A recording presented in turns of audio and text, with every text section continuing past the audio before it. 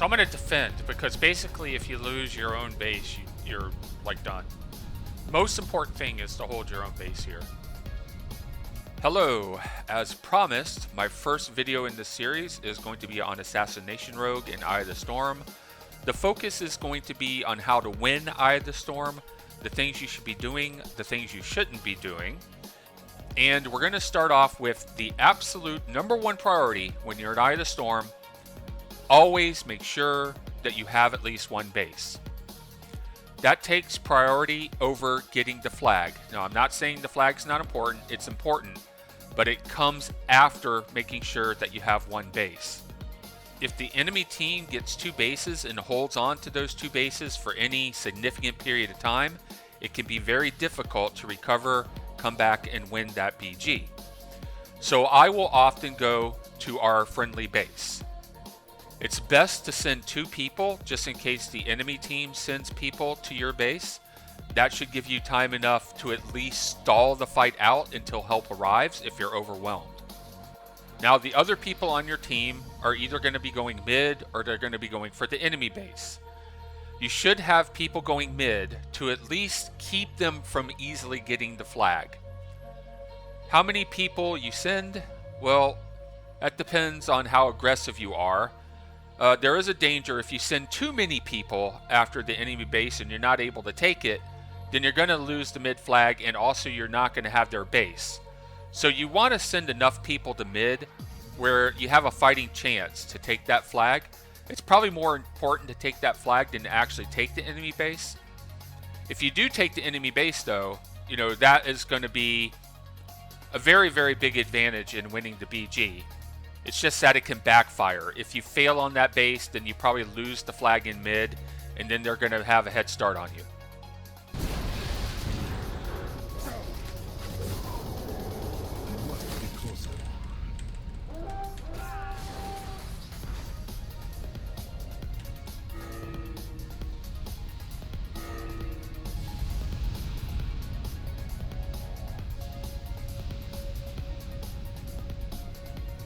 I'll jump off the side if I get in trouble.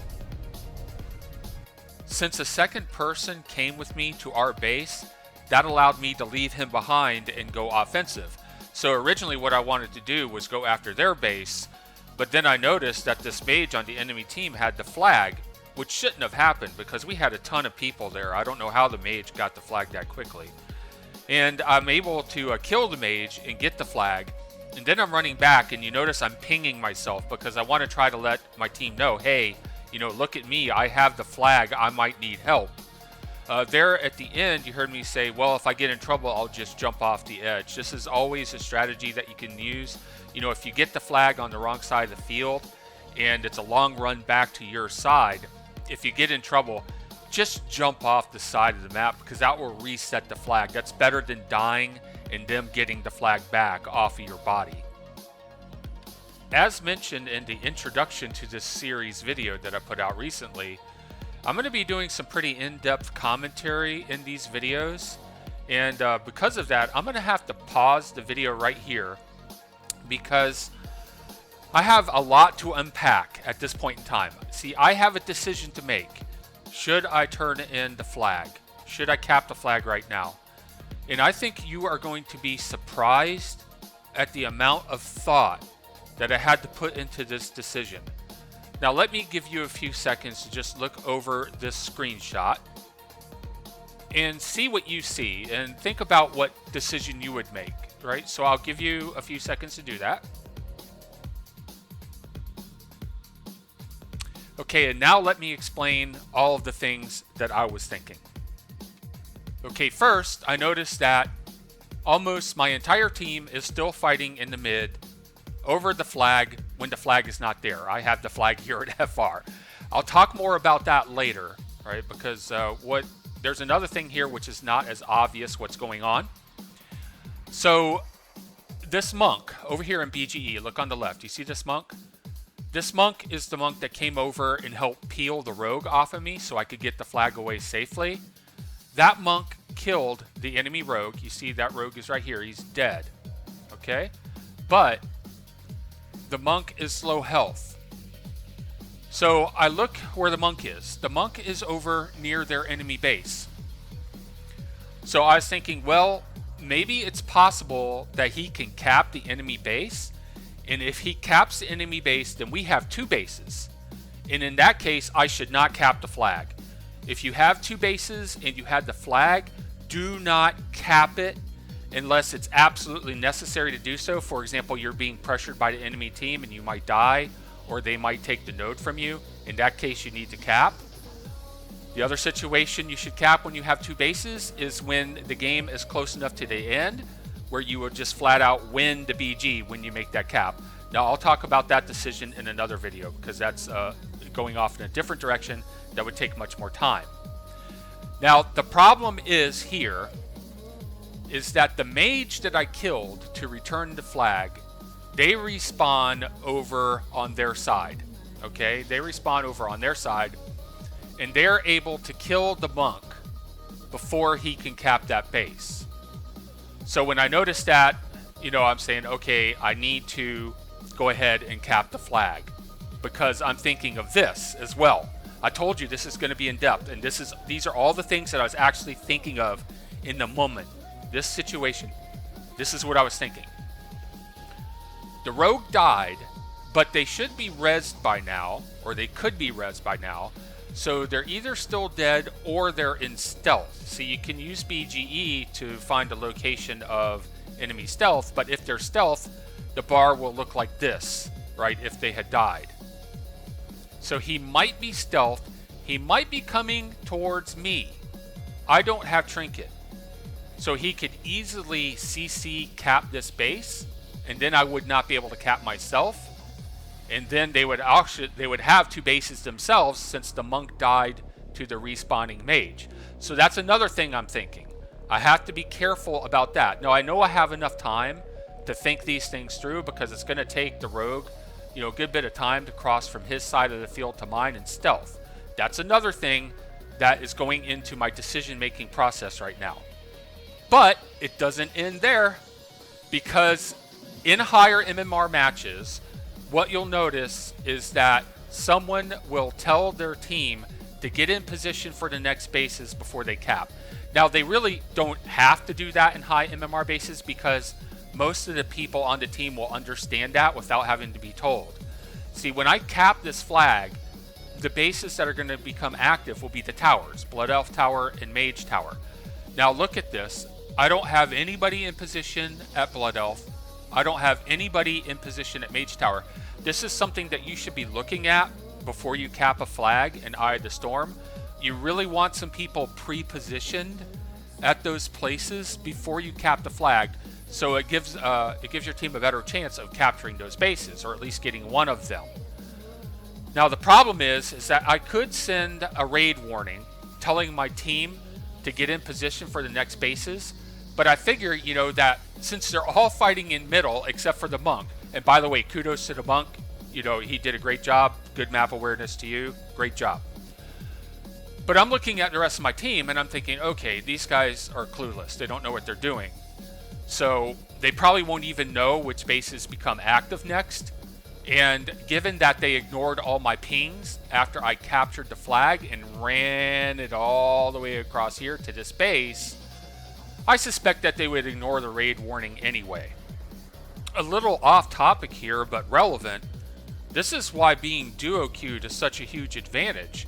You see, if I was duo queued with the healer, I would inform the healer, hey, I'm going to cap, go ahead and pre-position yourself at one of those bases.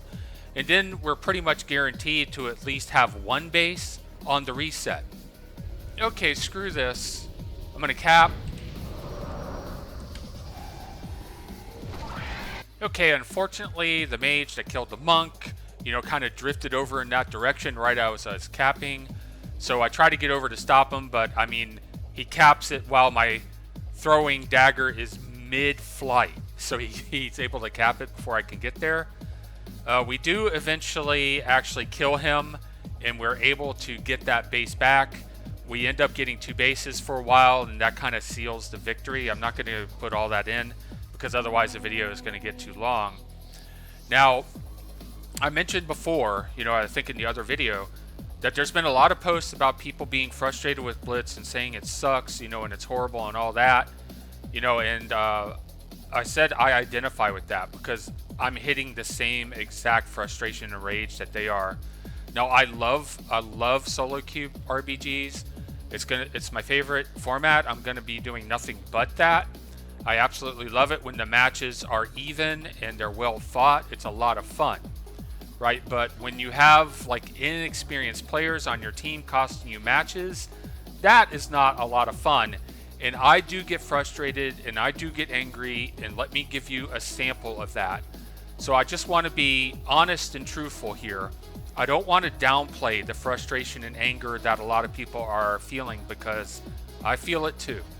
These people are still fighting in mid. Look, they're all fighting in mid, and I have the flag. There's no flag in mid. There's no flag in mid, and they're fighting over the fucking middle right now. Holy shit, man. It's holy shit. We should be able to like send documented evidence to Blizzard, like showing that we're not idiots, you know, so we don't have to like get placed in matches like this. Look at this crap. It's almost all of them. But then I started thinking, I'm not in the middle, you know, fighting over the flag. The Monk's not in the middle fighting over flag. But 6 other players in our team are in the middle fighting over flag. And, you know, maybe they know something I don't know. Maybe I'm the one that's wrong here. You know, so I was thinking it would be interesting to see from their point of view, you know, what are they seeing? Maybe they notice something, they see something where fighting over the middle when the flag's not there is, you know, something you should be doing. But unfortunately, I don't have any footage like that from my point of view because it's not something that I ever personally do. So I had to get on YouTube and look around, you know, for videos where there might be someone fighting over the middle when the flag wasn't there. So I could see things from their point of view, and maybe I'd see, you know, why it's actually a good idea to do that. But I was, you know, looking across this video. Here's a video I ran across, you know, when I was doing that search. And I kind of looked at it, you know, I analyzed it. I watched it again to see if I missed anything.